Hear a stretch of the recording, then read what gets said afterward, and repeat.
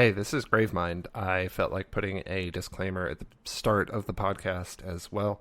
This episode we talk about health states and a lot about drugs and medicine, and I just want to say don't get medical advice from podcasts. You have doctors for that and pharmacists to go to. Always do what your doctor says or your pharmacist suggests, and make sure they are in a professional setting when they do so. That's what they're there for. Don't listen to random people on the internet talking about health advice. And none of what we talk about in this podcast should be considered medical advice. It is only us talking. Thanks.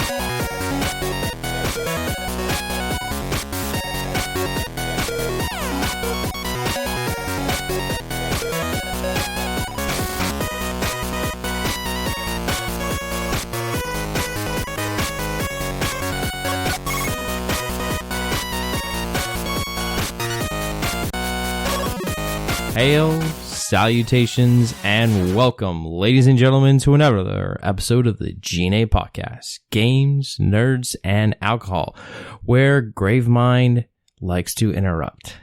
How you doing? Did you burp during the countdown? I did. I suppressed it a little bit, my throat. He was like 1, 2. Yep. I'm doing good. How about you? I'm doing pretty damn good. I'm happy to be in Florida. I thank God every day that I wake up. It's like, it's great to be in Florida.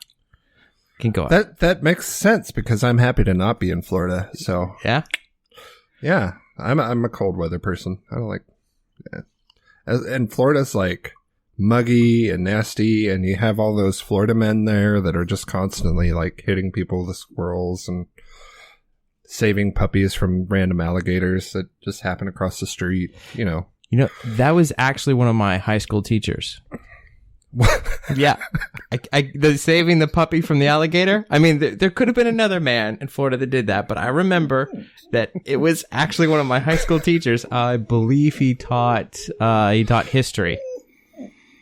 Yeah. Well, no, it probably wasn't your teacher. It just happens to be a daily occurrence there in Florida.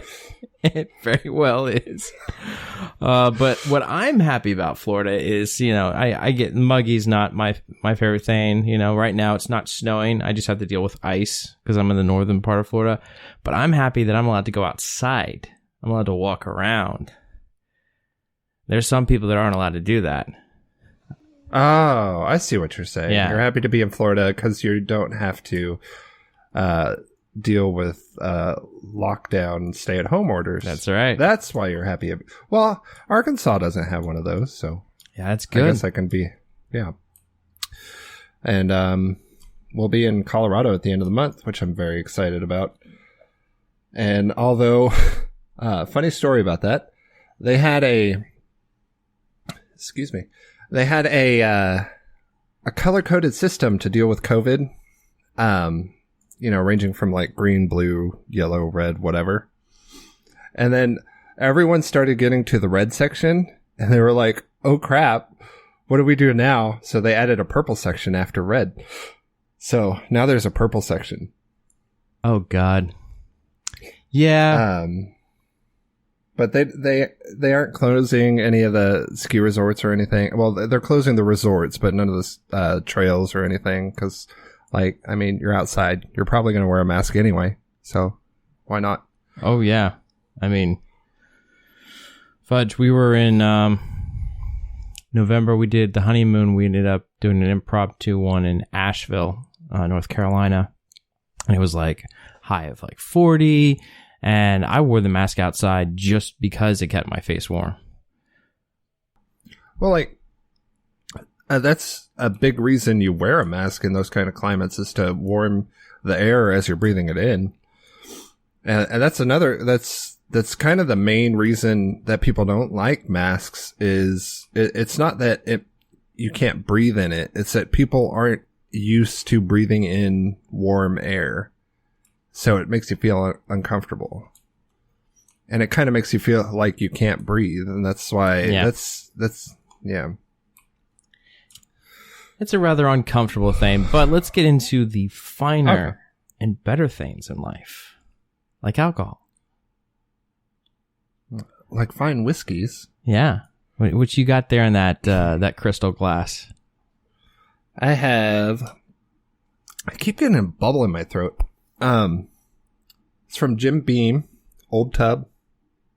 It's actually really good. $20 whiskey. Jim Beam, like I said, it's 100 proof. Let's see if there's an age statement. Bottled in bond, so it's at least 4 years. No age statement though. So, bourbon whiskey, at least 4 years, 100 proof, bottled in bond, Jim Beam. It's good stuff. If you're out there and you have access to some Old Tub, get it. So 100 proof Old Tub Jim Beam label whiskey. Is that smooth going down, or does that burn like fire? Hold on. That bubble just keeps getting in my throat. I don't know what to do about it. Drink more.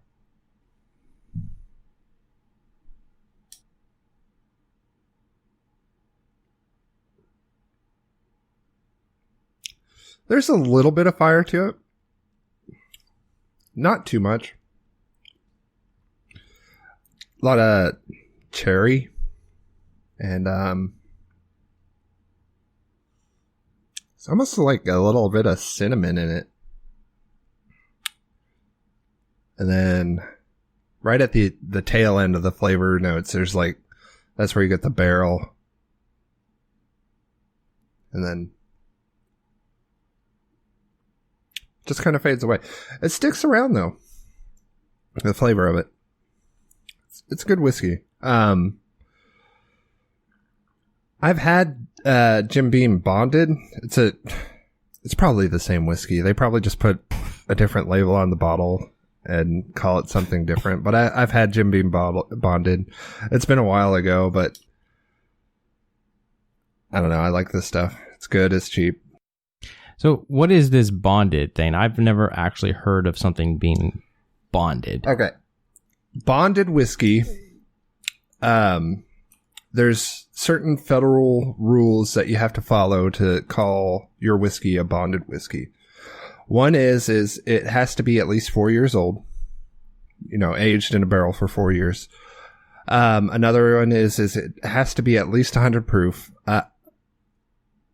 I'm not sure on that rule if they can go over 100 proof or if they just do 100 proof because that's the cheapest way they do it. But it has to be at least 100 proof, I know. It has to be the same grain bill and the same master distiller year over year over year for those 4 years to call it a bonded whiskey. So say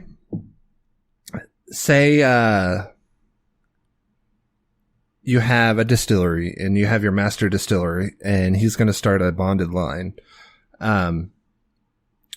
He starts it, you get your first year of aging going, and then your second year, and then your third year, but your master distiller leaves in the fourth year. At that point, I'm kind of unclear on the rules, but as far as my understanding of it is either you can call those first 3 lines bonded, but that fourth line, because it's a different distiller, you can't.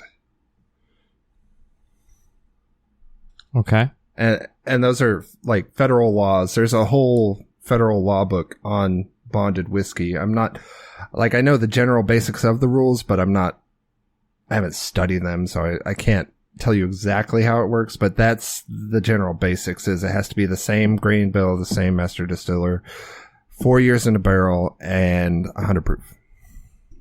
All right. See, I've never been a fan of the really high ones like, Wild Turkey 101. That's actually a really good whiskey. budget wise, if you're going to go to get into whiskey, that would be a primo starting place to get into it.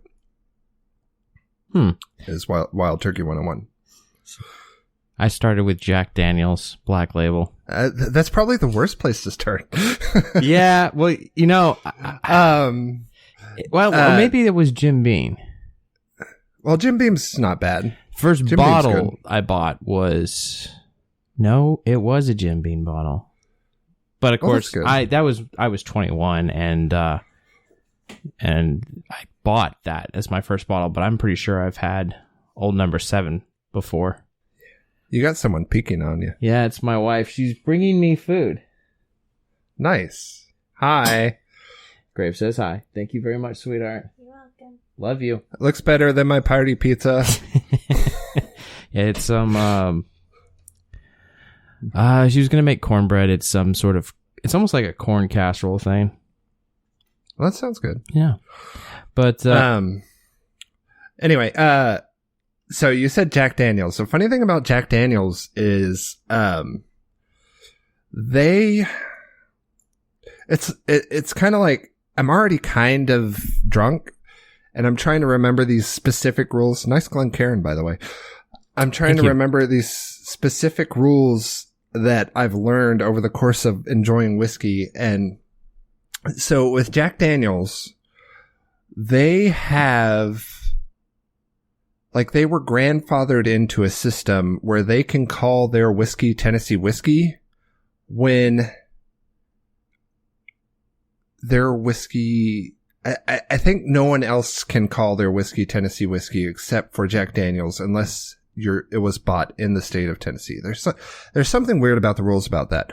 But anyway, basically how they get the moniker Tennessee whiskey is they take whiskey that's already gone through the barrel aging process and everything, and they run it through a charcoal filter.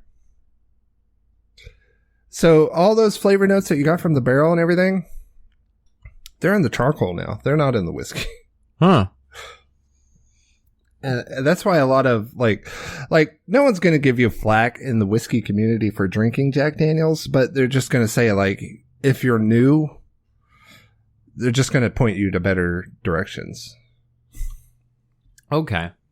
Well, I feel like I've gone better directions because for now, I have to say my go-to, because I think it's now my third bottle that I've bought, is Bullet. Bullet is very good. Yeah. And have you tried the rye? The rye's the one with the green label, right? Mm-hmm. Yeah, no, I have not tried the rye. I stick with, I guess that's the sour mash is the regular one. Or no, wait, no. Yeah, it is a sour mash. Sour mash is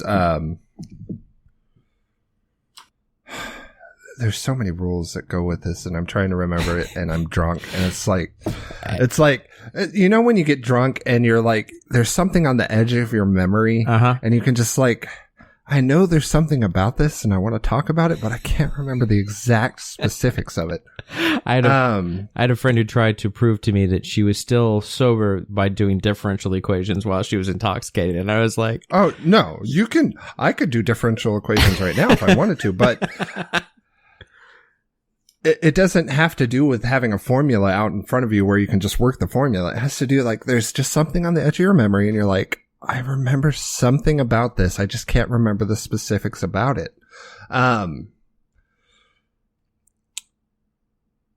The sour mash, I think, is that they don't remove the previous wash when they move into the next wash. I think that's how you get a sour mash, but I could be wrong. But yeah, Bullet is definitely a great bourbon or whiskey. I need to look at the Bullet label. bourbon. It's bourbon.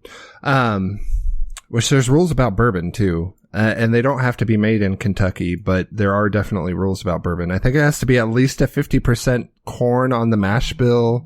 And then there's other rules with it, but I always thought it had to be Bourbon County, Kentucky, kind of like No. Cognac. I thought it had to be from Cognac, France. Well,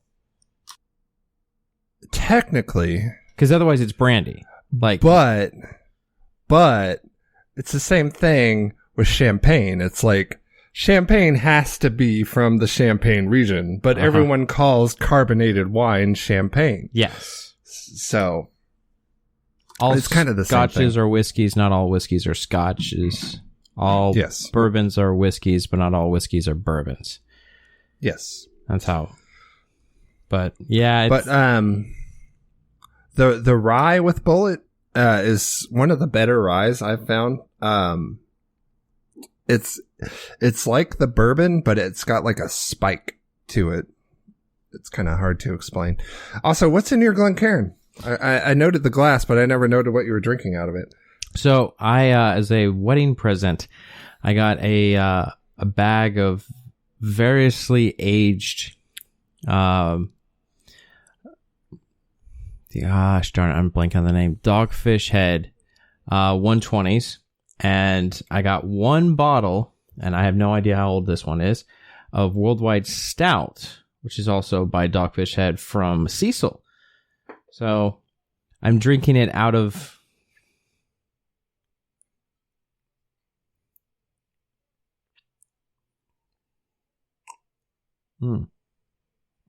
So while Graves having a hard time hearing me, I gotta say, so this Worldwide Stout is a very smooth stout. But we've talked about this before. I'm a little biased because I've had a lot of stouts.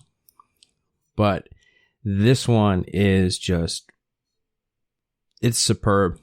It's very dark. But what I really like about it is all the barley that they stick in this thing. Oh my lord, there's so much barley. If you ever get the chance to go tour Yuengling breweries, they actually like give you like malted barley, and in malted barley is like really, really good. Personally, I'd have to say that's one of my favorites. Grains is malted barley. But well, that was strange. Just a bit. No, I went to mute the mic because I was going to hit my vape. Yeah. Because I didn't want that sound to be on the microphone. And after I unmuted the mic, just all my audio was just gone. And I was like, what happened? So anyway, this might not be good for podcasting, but please repeat what you were saying. I saw you talking. I could see your video. Yeah, I was going into it just a little bit since you were out of it. But it's the Dogfish Head Worldwide Stout. Cecil gave me a bunch of Dogfish Head 120s. They're like variously aged, and we have no idea what they are like as far as along the age path. And then he had an aged Worldwide Stout in there. And it's one of my favorite ageables, I guess, because I don't know if all of theirs are. But I know that Worldwide Stout and 120 ages well. But yeah, I love all the barley they stick in this thing. It's just... I've always been weirded out about the idea of aging something in glass. Just because usually when you age something, you're wanting it to pick up notes of the container that it's in. Where glass doesn't leach anything into the liquid. But then I also think, like, I made a batch of mead last year that tasted like garbage when it first came out. But 6 months in, it was like great. And so I'm not sure the actual chemical process that involves aging things in glass, but I don't know. It's just strange because usually when you think like aging, you're aging to pick up notes from what it's in, like barrel aging, you know. But yeah, I don't know. We made wine before, Z&I, and the first time we had it, it wasn't as good. It still had like it was like what do you call it? It was a blush, a Zinfandel blush or something like that. Well, it sounds good. It is. The one we made, I personally liked because it had kind of a zing to it, like a sour kind of a zing to it. And I liked that about it. It's not good for it because that's technically not a good wine. It's been ruined essentially if it has a sour taste to it. But over time, I noticed because I drank through it over. Ooh, we had how many bottles? Like 20. We handed out some of these bottles, but we drank through them, and I just started drinking them on the show. I literally would have the bottle of wine sitting next to me, and I'd literally be drinking out of the bottle. But I drank through it in over a year, and I'd have to say towards the end they got better and better. Just time. I don't know what it's either it's settling out something or whatnot. I don't know. But same thing with cigars. A lot of people say that you can take a Cuban cigar and put it in your humidor and age it, and it tastes better after time. And for some reason, they say that Cubans are the only ones that you can actually age. Maybe it's because they actually age the other types of cigars in the factory, where Cubans are so popular they can just ship them out the door unaged. But yeah, I don't know. It's weird. Something. Someone smarter than me or you should think about and get back to us. Yeah, they should. And they should email us at G.N.A podcast at GNAinyourdNA.1 to let us know how stupid we are. I'm so happy that you guys kept the original email address. I mean, it's clever. I like it. Like the G.N.A in your DNA. I like that. Yeah. I thought it was clever when I made it up, but... Well, you know what? I don't care what other people say. That was a clever idea. I've got jokes. We've done commercials before that we've written scripts on that I thought were clever, and I'm sure people thought they were the dumbest things ever. Yeah. But, So, anyway, what's the next thing we should talk about? Talk about the games we've been playing. Okay. Doom Eternal is out on Game Pass now, so I've played through the first boss encounter of that game, playing it on Ultra Violence mode. Just because Ultra Nightmare sounds like an actual Ultra Nightmare, and I don't want to have to deal with it. I usually play games through the first time on the hardest difficulty. But Doom is kind of you're in it for the adrenaline rush of playing Doom. So I went with Ultra Violence mode, and I've died quite a few times. And then also the new expansion for WoW came out. I've been playing some WoW, and why not? Now, I know they went back to the relaunched, I guess they relaunched, or I can't remember what they did, the vanilla WoW servers. Yeah, WoW Classic. They just started from the beginning. Okay, so they started from the beginning, and now this is no. Continuation of that. Oh no, okay. No, there's actually two different forks now. There's WoW Retail is what it's usually referred to, and then there's WoW Classic.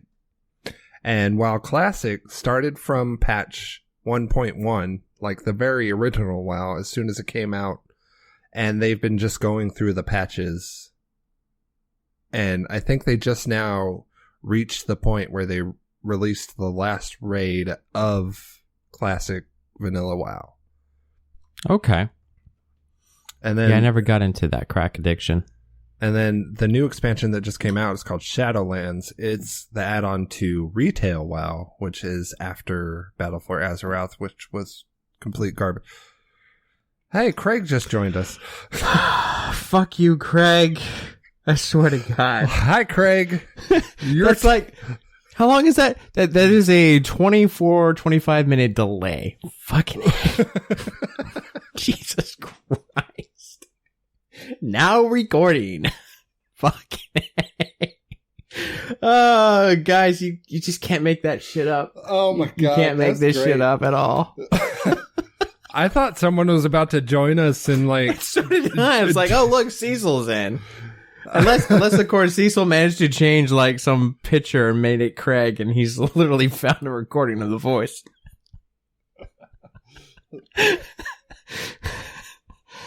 Oh, that's great. So what have you been into? So I I think it was the week of our wedding. I got Cecil had posted it, the Stadia. If you had been a Google Play Music subscriber for so long, you would, you just sign up for the the Elite Pass or something like that. It's kind of it's their Game Pass version for the Google Stadia. And so I signed up for it. I've let it renew once. I'm going to give it a little more time, but I've been messing around in that. I queued up Destiny in there. Was able to pull over my cross save, but I haven't really played the new one. So because I missed Forsaken and Shadowkeep. I've skipped over those. And I guess I'm jumping into Beyond Light at this point. But I loaded that and I just kind of shot around and just kind of messed with the controller. It was the first time turning on the Stadia, but I started playing Sniper 4 Elite. And that's interesting. I like it. It's kind of like an open world, the way the maps are. It's kind of the way Battlefield 5 started doing the campaign. Like, you are put in an area and it's like, go do this, this, and this. And it's just this big wide area. Instead of being like a linear route, you can just go at it any way you want to. I mean, it's not like Ghost Recon Wildlands where, you can go about these missions in a different way and, you have all this stuff, all these different missions. It's more smaller subset of maps. But I've seen some Sniper Elite 3. I don't remember the subtitle for that one. But how's Destiny? Because I have refused to play Destiny since I bought Destiny 2, played it until I had the gear to do the raid, and then the first patch dropped, and then I couldn't do the raid because my gear wasn't good enough. And I was so salty about that. I was like, I'm never playing this game again. So I did Wrath of the Machines. I did Callus. And then that was it. I stepped off. I've watched the videos on how the story progresses into Forsaken and Shadowkeep. Oh, is there a story now? I mean, as much as there can be, apparently the Stranger's coming back in this new Beyond Light thing. Oh. I definitely liked, and I mean, I guess if you've never picked up Destiny 2 at this point, spoilers, I don't know if this would be a spoiler for you, because you played Destiny 2 and you got to the first raid. I got to the end of the campaign. The Red Army didn't fight them. Did you fight them? The elephant dude, elephant-looking dude. Yeah, those guys. Yeah, yeah. And you resurrect the Traveler and everything. Yeah. Okay. So good. They kill the messenger or whatever. Yeah. So I liked what they were doing with those triangular shapes, which I was like, that's the darkness. And I think they confirmed later on that was the darkness. So I have a feeling that they've laid some groundwork. I've watched the cutscenes for Forsaken and Shadowkeep, and I feel like they've got something good brewing. And they have the chance to morph that into something cooler. They've tied things in and into, I think 2 is kind of they've cut the leash and they're now doing what they want to do. And I feel like there's a chance that this is going to have more of a... Because I really feel like with like vanilla Destiny into the first DLC was really rough. Oh yeah, it was. It definitely was. Stranger, hi, here's a gun, peace. No. Like that is the biggest fuck up in a storyline ever. I would say the biggest fuck up of Destiny 1 was the fact that I could solo that raid without dying. Oh, very nice. Yeah, the Crota raid, I definitely did solo it without dying. That's like my proudest moment in Destiny was me doing that. Yeah, there were a lot of people that did that because it was Vault of Glass, and then it was like an accomplishment to 3-man it. Yeah. And then Crota came out, and it was like, as long as you had Gallarhorn, you could make Crota go into his bowing stage or whatever with 1 or 2 Gallarhorns. And then you just run up and just smack him with the sword. Yep. Yeah, they definitely made it pretty simple for that one. But I'm interested to see where this story goes. I don't really know if this Google Stadia account gives... Because I've heard that what they've done is that if you haven't bought the DLC, you get to play like the first like 1 or 2 missions. And then it's like, to play the rest, pay whatever it is.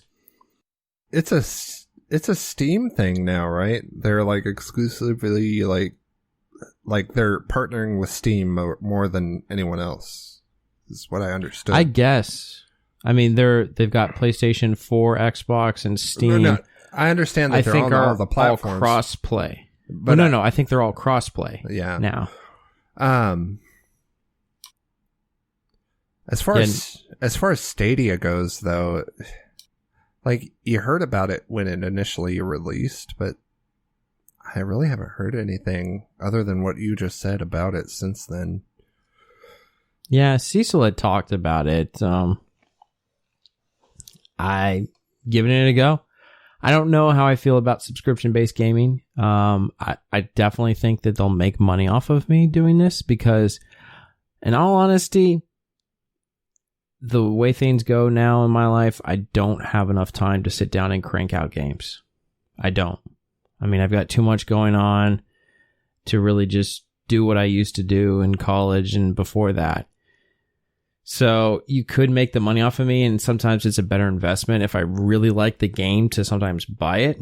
But the good news about subscription-based gaming, and this is the only benefit I see to it, is you buy a game that you don't have to buy a game that could potentially just suck. Instead, you subscribe to this and like, well, that game sucks, move on to the next. But they don't have, they have Sniper Elite and Destiny. And they had a bunch of other games that are kind of interesting. That's probably the main thing I like about Game Pass is that now that they've expanded it to the PC, there's a few games that are available on the Xbox for Game Pass that aren't available on the PC. But I like that I can play on whatever system I want to. Like, I can sit in my chair right here and play Doom Eternal, or I can go sit in the couch back there and play Final Fantasy VII on the TV because Final Fantasy VII is on Game Pass. That's actually what I was playing before Doom Eternal came to Game Pass. How's that working with Final Fantasy VII? I heard they were going to do, here's the release. No, it's go this far in the game. It's not the remake. It's the original. That's what I've been playing. Okay. All right. Yeah. I thought it was weird that one was on Game Pass because I was like, I can't see them doing that. No, it'll be on Game Pass after Sony's done with their exclusivity. Oh, yeah, that's right. They are exclusive. Yeah. Bastards. Yeah. And I was playing Kingdom Hearts too on Game Pass. Yeah. Which I finished the first one. I never played the second one until recently.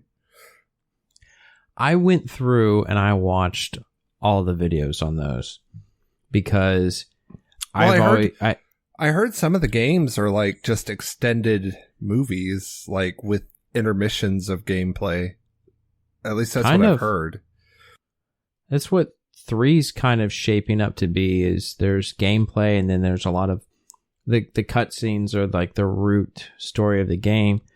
It's kind of like Metal Gear Solid 2 or Metal Gear Solid Twin Snakes if you played it on GameCube like I did originally.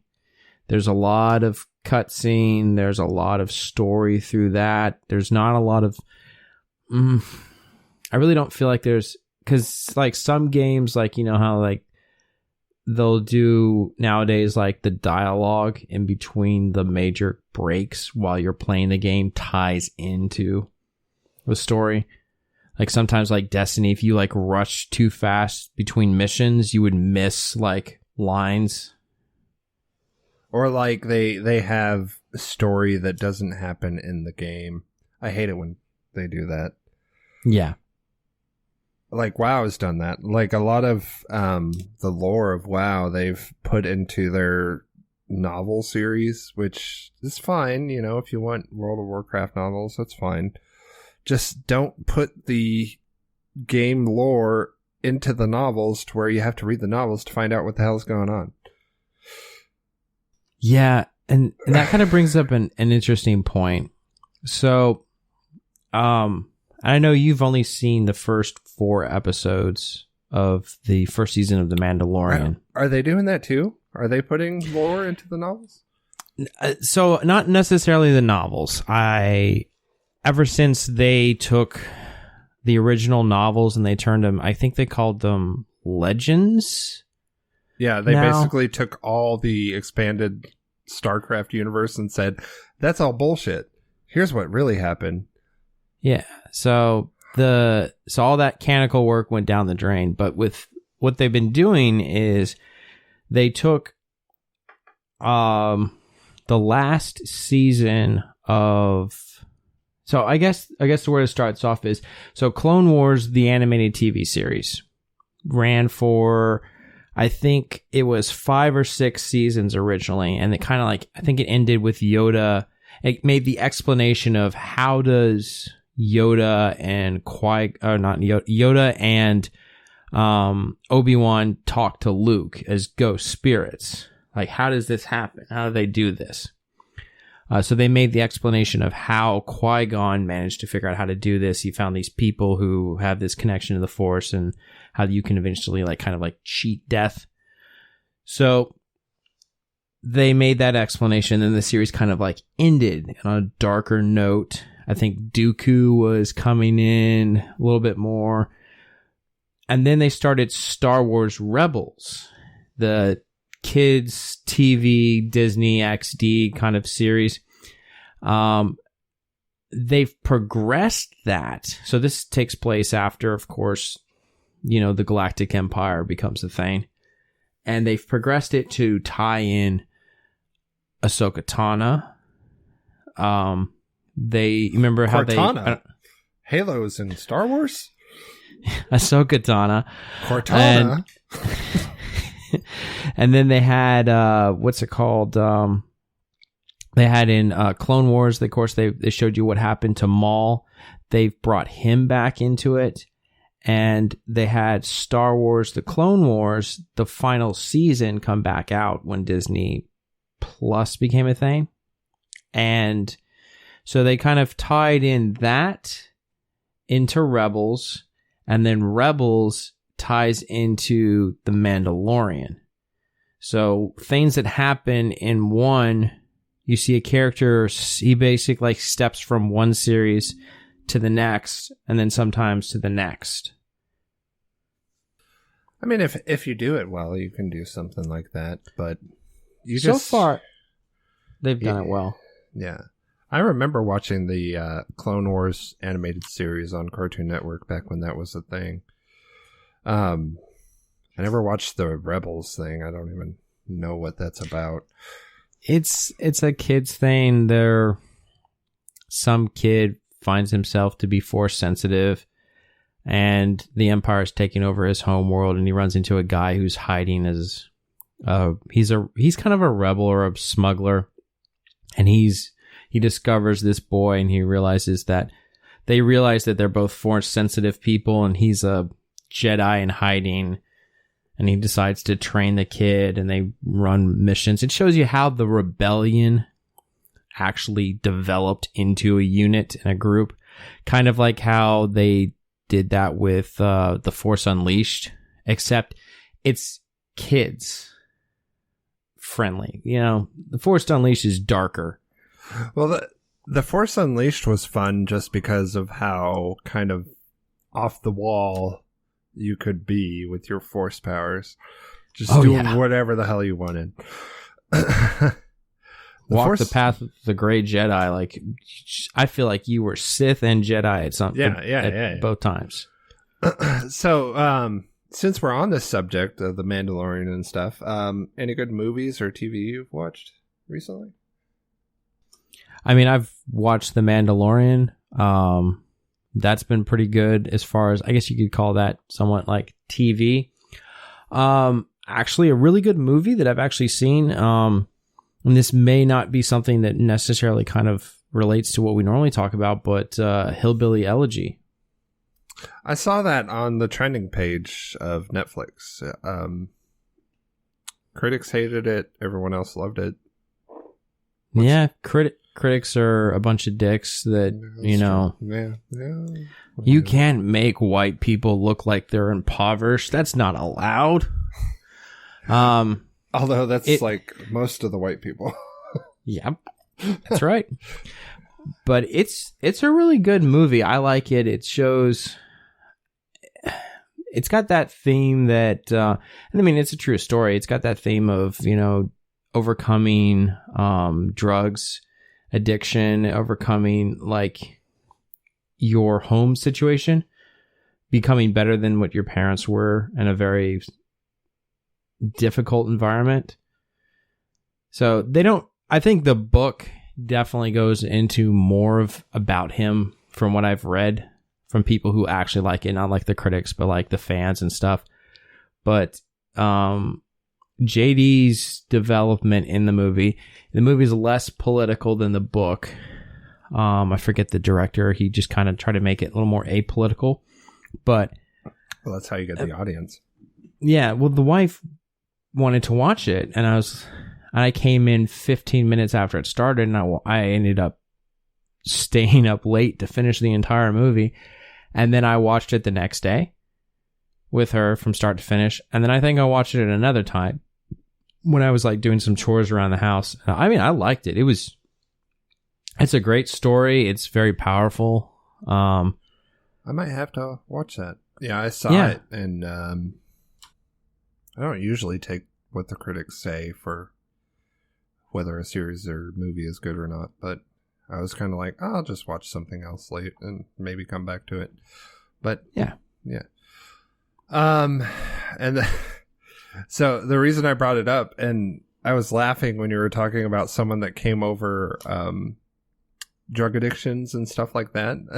And I was laughing because I wanted to bring up what I had been watching on TV, especially today. Is called Hamilton's Pharmacopoeia. Okay. It's from Vice, and basically it's a documentary series of a chemist who also really enjoys trying new drugs. Okay. And so far I've seen him go... What was the first episode? The first episode was MDMA. No, it was Quaaludes. He went to South Africa and was talking to this group of people that were doing Quaaludes mixed with diphenhydramine, which is Benadryl. There's a name for it, but I can't remember it off the top of my head. And I've seen this dude, like, he'll do anything.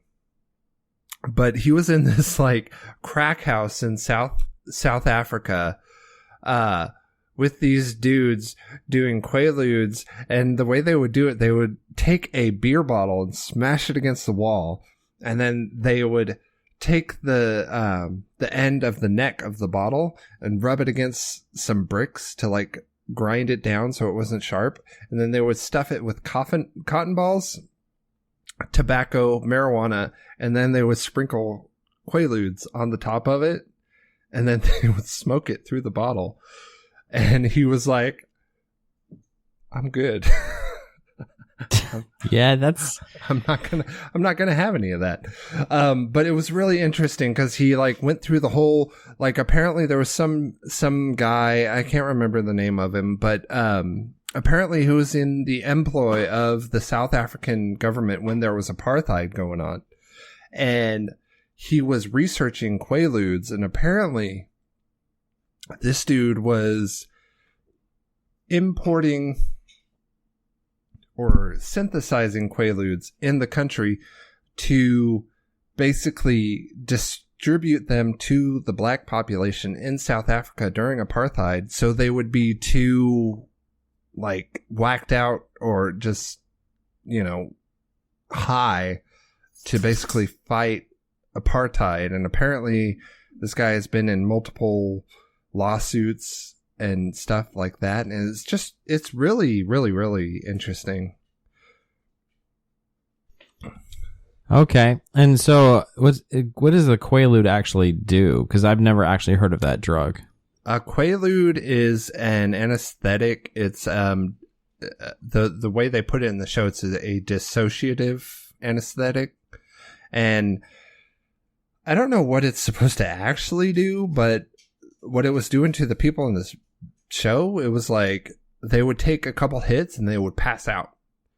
And then when they came back, they were just like kind of doing what, you know, whatever. They were just, you know, they would do whatever. They had no inhibitions. They would just, you know, do whatever they felt like at the time. And it was really interesting. It's an interesting show. If anyone's interested in like the chemistry of illegal drugs and like the actual story behind them, it's a good show. Nice. And like it may sound like I'm advocating for illegal drug use, which I'm absolutely not. It's just interesting to watch like how other cultures react to stuff like this. Like he's done mescaline in, you know, Native American cultures and how they used it for their religious ceremonies, and psilocybin mushrooms and how those have been used in Native American rituals and stuff. It's just kind of it's really, really interesting.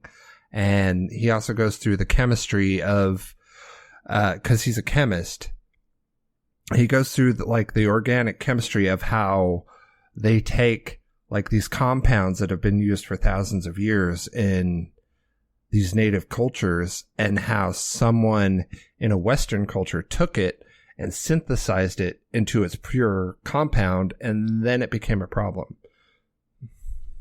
Yep. Yeah, 'cause they took, what was it? It's essentially cocaine and amphetamines, and they started putting it in a lot of stuff, like cough medicine, and I think coke. I think that is true. I never really confirmed that. We still use cocaine in medicine. Like, yep. I've seen cocaine eye drops prescribed. There's not a lot of uses for it, but it's definitely there. It's a Schedule 2. We usually Which is funny. Because marijuana is a Schedule 1, I believe.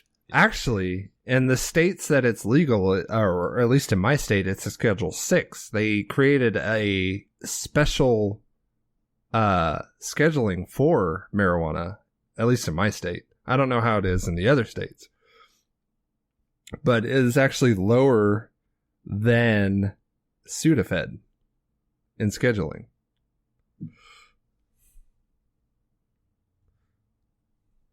See, let's see, what is it?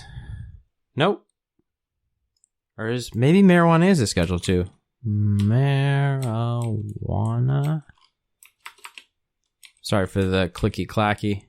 Oh, I got a blue keyboard too. Schedule 1. Because I know amphetamines, I think they still issue it to soldiers. No. Well, they give amphetamines to ADHD patients all the time. They do. They give it to ADHD patients, which, see, drug scheduling, DA. Of course, Well, the DA is going to schedule it as one. Federal scheduling is always marijuana is Schedule 1.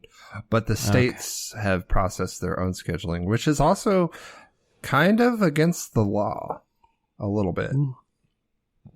Yeah, it's like state versus federal argument. The DEA has coded in their statutes or whatever that state drug law cannot be less strict than federal drug law. But in the states that have allowed marijuana use recreationally or medicationally, they've kind of superseded federal law, which is kind of a catch-22. Like, the states, originally it was meant that the states had more authority than the federal government, but the federal government said, oh, hey, to keep the sanctity of the union, you guys cannot pass a law that is less strict than our law. But we were just like, no. Yeah, they can go fuck themselves. Yeah. Which is, you have to worry about feds. Like, if you get pulled over, if you come across a fed in places like Colorado, I'd worry with pot. No, but even manufacturers in those states still have to worry about the federal government coming and seizing their assets, because it's still illegal in the country, even if it's legal in the state. That's right. Yeah, that thing you mentioned about amphetamines with ADHD patients, I feel like ADHD individuals, it does something completely different to someone who does not have that problem. Like it bridges a gap that a normal person has in their mind, and then you give it to someone with an ADHD, and it's a focusing agent, in a sense, is the way I would describe it. Some people, it's a calming agent. I guess if you're hyperactive, I'm not hyperactive. I'm more of inattentive. So for me, it's always more been of it allows me to zone in. Honestly, it's kind of funny. They talk about medicating people and they show cartoons sometimes, and it's kind of like you're dead to the world, or like the person who loses their creativity because they're on drugs. And it's just like, yeah, kind of. But so I've never personally been prescribed like Adderall or Ritalin or Vocalin, any of the amphetamine class of drugs. But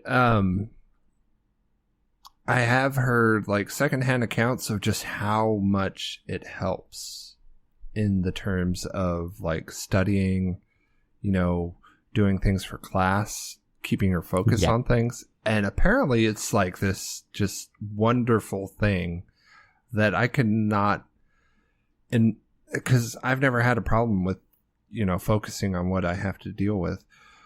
I've never had a problem with that, but just the secondhand accounts of people that have been prescribed these drugs is just amazing. Apparently it's like a super drug. Like, if you know what Limitless is as a series, the movies and the show, it sounds almost on par with that, if not like as supernaturally crazy as the drug is in that series. It sounds like something that, I don't know, it opens up this whole new path of learning that I can't even understand from not being in that mindset. It does, because when you think about, if I put two things in front of you, one that you're highly interested in and one that you're not really interested in, but you have to do, with the medication, you can do both. You can do the thing that you're highly interested in still. and you can do the thing that you're like, I really don't like this, but I know I have to do it. Without it, you're checking out constantly. Like it's not perfect for me personally because I still have to pull myself back in. Sometimes my mind wanders, but without it, oh Lord, my mind wanders just continuously. And then I take it and then I can like, all right, like I know I need to focus on this and I can. And then without it, it's like, I know I need to focus on this, but it's like, it keeps slipping. Like people talk to me and like, I know I need to pay attention to this. And then it's just like, your mind starts to go someplace else and then someplace else. And then they're like, oh, so by the way, so what do you think? And you go, sounds like a good idea. Which, that explanation is really interesting to me because it's like I said, I've never had a real issue with focusing on things that I don't find interesting. Like, if I have no other external stimulus other than what I'm supposed to be focusing on, yeah, I can have a real problem with it. But if I put on classical music and then try to study what I'm not really interested in, I can just go with it. I will study it until the classical music is done. And then, it's good. But I understand that some people don't have that external cue. Like when I put on classical music, that's like, okay, it's study time. I gotta study. But I know that people don't have that trigger. Like there's other people that don't have that trigger that says, oh, hey, focus on this. Even if you don't like it, focus on it. And it's just really interesting to hear the perspective of people that have ADD or ADHD that need something to help with that aspect. It's just really interesting to hear how much this drug has helped them and things like that. Yeah, it really is. It's a really good drug. I find it interesting that cocaine gives you like all this energy, like raises your heart rate. It's like, ha, ha, ha, ha. And then you give it to someone who potentially has all this energy. It's just like bouncing off the walls. And it's just like, I've always thought that was funny about cocaine too, because cocaine, originally was developed as a nerve block. Like when you think lidocaine, like lidocaine, that's how it was developed, was from cocaine. That's how all of your nerve block agents, benzocaine, lidocaine, all those things like that came from cocaine. It's kind of funny to think that this thing that numbs you so you can have your root canal came from something that basically just hypes people the fuck up so they clean their apartments. Yeah. Drugs are funny. They're kind of fucking screwy. They are, yeah. Oh, especially like the addiction rates that you get. I mean, of all the stories that I've heard, I was scared shitless when they gave me, I think it's, what's it called? Not prednisone. That's a steroid. Yeah. What's it? Percocet, Oxycontin, oxycodone, and Tylenol.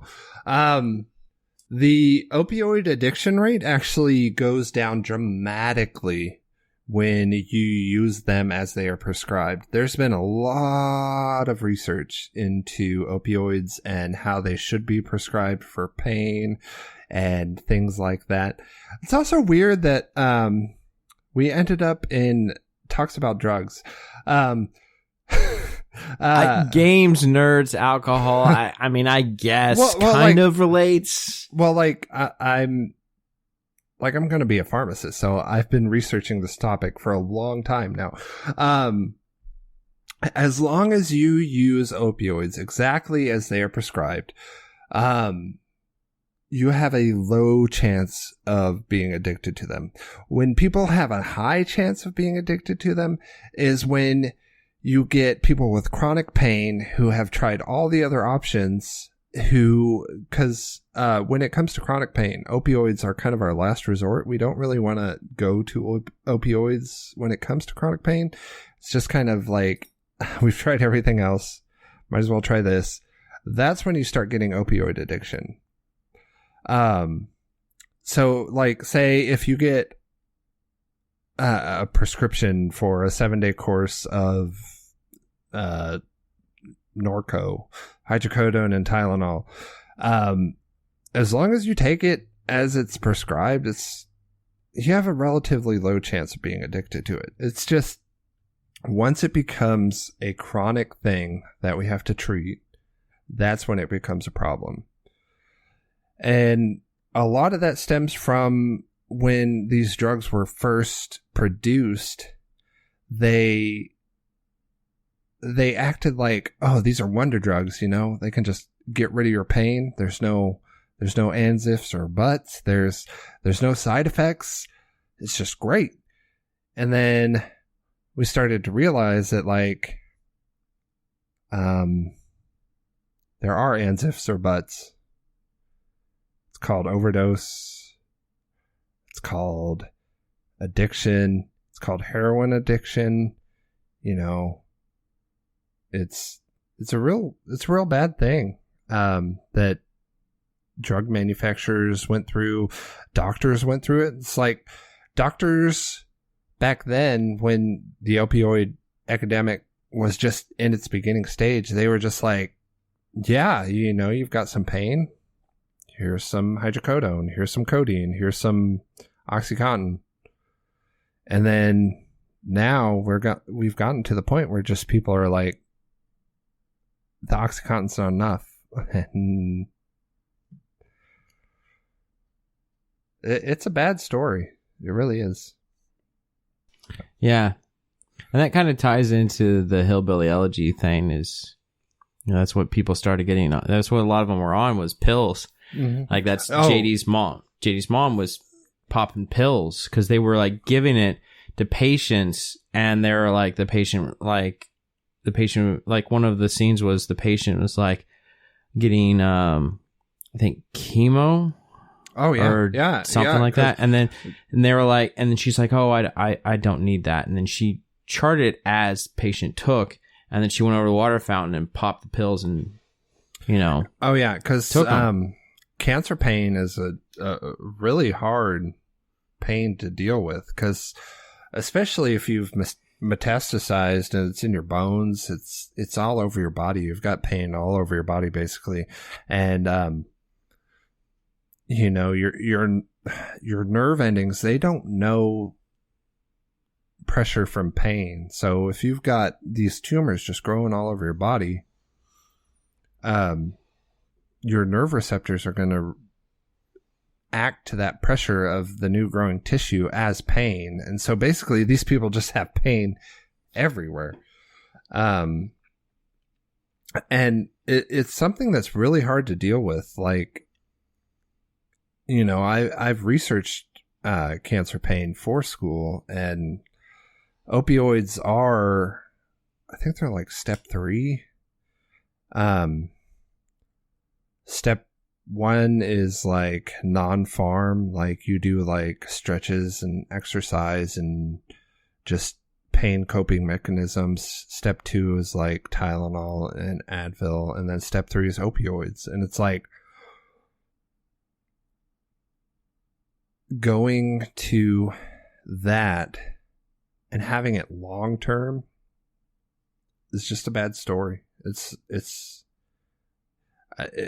addiction rates, they're high. I can't remember the exact number from what I studied, but they're high when you do opioids on that level. What about like marijuana, THC, CBD? Has there been anything you've researched on that? All right, so CBD, for one, There's not a lot of evidence for CBD by itself. There is some evidence that it helps with anxiety and depression. And then there's been some evidence for marijuana as a whole extract, being THC and CBD together, helping with seizures in certain conditions that produce seizures. And then THC and CBD extract in terms of like, there's a drug we actually use that is based off of marijuana called Marinol or cannabinol. That is used for things like eating disorders, stuff that makes you not want to eat, or you need to put on some weight, so you need to eat. It helps with things like that. Nausea and vomiting associated with cancer treatment is also prescribed for. There's a lot of preliminary evidence for those two compounds together for a few different disease states. As far as CBD goes, I wouldn't say there's enough evidence to say that it's effective for depression or anxiety, but I mean, if it's legal in your state, do whatever you want. If it helps you, could be placebo, could not. I can't say. As far as it goes, just stay legal. Do what your state allows. Okay. So I got one more question about this since we're on this topic about drugs. So I saw something had to do with, what's that tycoon? Carnegie? Jeff Bezos? No, I think it was around Carnegie's era. Or who's the oil tycoon? Was that Carnegie or was that Rockefeller? Rockefeller, that's what it was. It was about Rockefeller's destruction of the drug or the medicine field. And so what the premise was of this is that so oil-based or petroleum-based medications was something he was trying to push, and he created the actually, I'm wearing a shirt now. The American Cancer Association. No, this is the American Lung Association, but he created that, and he told doctors, you need to believe in this petroleum stuff. And if you guys go back to this herbal medicine thing, which was kind of like the foundation of our medicine at the time, like you're a bunch of quacks and crackpots. So have they touched on natural versus artificial? Oh yes. So the thing is when you think about humans, you think about chemistry, you think about how good humans have gotten at chemistry. Like, we create all these plastics, all these artificial compounds, all these long chains of carbon atoms with different properties. But the thing is about natural products, and there's one that we were taught about specifically called Taxol. Let me look it up, actually. See, this is an interesting rabbit hole that I would kind of want to go down for a little bit. All right, good. Because you're studying medicine, so I'd like to see like what they're teaching you and what you've come across in your own research. Okay, yeah. So there's this drug called Taxol. It's kind of like when they talk about natural drugs or botanical products, this is kind of like the stereotypical natural drug that they want to talk about, just because of how effective it is and how much that we have not altered it. Like, it's basically from its source, it's effective. It's called Taxol. The generic is Paclitaxel, and It is used as a treatment for breast, lung, and ovarian cancer. And basically, they just pull it from the bark of the Pacific yew tree. So just a tree, they take the chemical from the bark and use it as a drug. You know, they sterilize it, keep it clean, and make sure that's, you know, they put in saline or whatever, D5 or lactated ringers or whatever they give it in. I'm not sure. I would have to go through my different sources to find out what they give it in. But basically, it's just a botanical extract that they use for these cancers that is proven effective through randomized clinical studies. And when they bring up this compound, the main thing they want to show us is that no matter how good humanity has gotten at chemistry or organic chemistry to make these like insane compounds that are just like, the complexity of them is just insane, that nature, no matter what, will have a hand up on us in making these complex compounds. And, you know, nature just, it comes up with just this crazy, like, organic compounds that just like, knowing organic chemistry, you just cannot even conceive of a possible path to just fit all these carbon atoms into the structure that nature has provided for us already. And I'm not saying that to give anyone the idea that, you know, modern medicine is bad. Modern medicine is definitely good. We've come up with a lot of good things to help a lot of people in a lot of different states. But don't discount natural medicine or botanicals just because someone tells you to. There are a lot of things that nature can come up with that will help a lot of different diseases or problems, anything that you can think of. You just have to wait for the research. You have to see the research and see how science has come up with, you know, what can treat what. And you have to just see, you know, we've controlled for this. We've controlled for, you know, the probabilities, the standards. We've controlled for everything. We just have to see what works in what. So basically, if you have something wrong with you and you're thinking of trying something that is botanical or a natural drug, look at the research. See who's done studies to find out whether this actually works for that condition, and just, you know, go with the studies for now. You know, it seems like every year the news comes up with another story that's like, you know, coffee. I'm just going with coffee here because I drink coffee every morning. Coffee starts lung cancer, and then the next month you have coffee helps with liver regeneration. You know, look at the studies for yourself.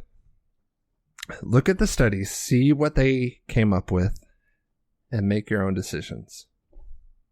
That would be my best advice when it comes to botanicals and natural medicine. Nice. So is this something that they're actually like teaching you, or is this just something an opinion you form? Okay. Yeah. You know, I'm not here, like, I just came here to talk about video games and drink. But it's also fun to talk about because I'm studying it and learning about it. We are taught to follow algorithms. We're taught to, you come to us, God, I can't even speak. Too much whiskey. You come to us with a problem. We see what your problem is, and then we go down the list.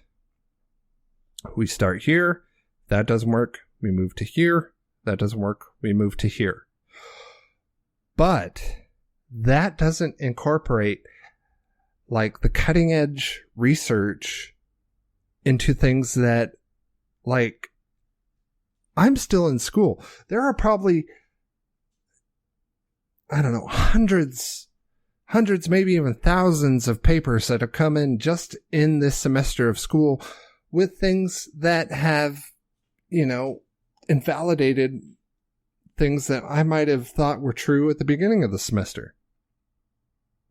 The thing is whenever you have a problem with your health or your physiology, go to the research. Do what they're saying at the time. And also don't do what they're saying. Do whatever you want. My political philosophy is do whatever you want as long as you don't harm others. But as far as I'm concerned, the research, the scientific research of drugs and health and human physiology is probably the best position you have of getting your health to the point where you want it to be. Those are some very good words, Grave. Well, Grave, why don't you tell the lovely people where they can find you?